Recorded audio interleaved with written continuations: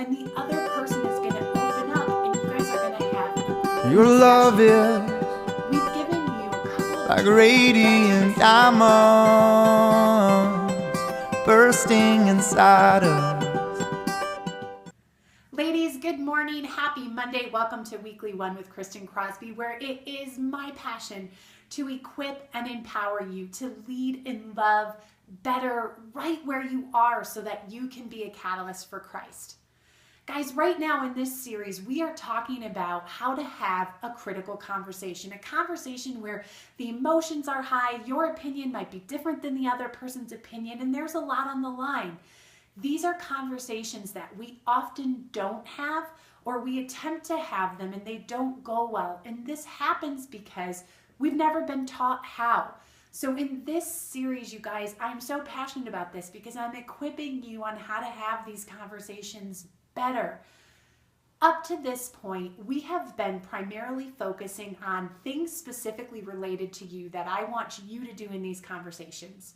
We talked about how to identify when you're in one of these, about pausing, praying, and pondering. And then last week we talked about how you're going to start the conversation off by stating the facts, telling your story, and then making an ask of the other person. The whole point up until now, you guys, that everything we've been doing, the goal is that you have created a safe space. A safe space where now, once you've asked the other person, they are going to enter into dialogue with you, because the goal is to get dialogue going. Here's what I want you to focus on this week. Once you've made your ask, the next thing for you to do is to stop, to be quiet, and to listen actively. And what do I mean by active listening? The goal here is you need to listen and watch their response to see, have you indeed created a safe space? Two things happen when that safe space is not there. The other person is going to go to either silence or that anger and that violence. Guys, this is the same exact stuff that we talked about when we talked about you and identifying when you're in a conversation. The same thing is going to happen when you are actively listening. That person needs to be in a safe space, and the safe space is gone if they move to silence or violence, and you are not going to have dialogue. So this is what I want you to do. Step back and actively listen.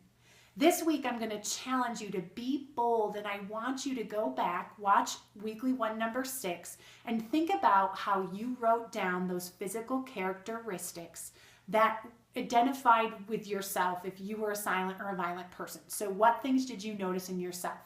I want you to be bold and go out there and find somebody else who is different than you and have a conversation with them. Ask them about what things they typically tend to do that someone else might be able to notice. Does their voice raise if they're a violent person? Do they get red? So I want you to make a list and think about the things that the other person might do if they're opposite of you. This is going to do two things, you guys. This is going to equip you to know what character signs to look for. So if you see one of those, you can trigger and say, safe space is gone. And two, the second thing this is going to do is this is going to help you reteach this process to somebody else, because they might not know the skills for having a conversation like this.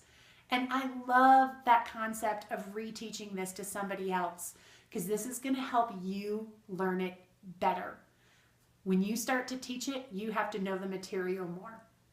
Guys, I hope that this is blessing you, and I hope you have an awesome week. Next week, we're going to talk about how to restore safety once it's broken down.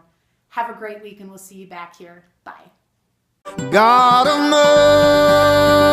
mercy, see love of mine, I have surrendered to your desire.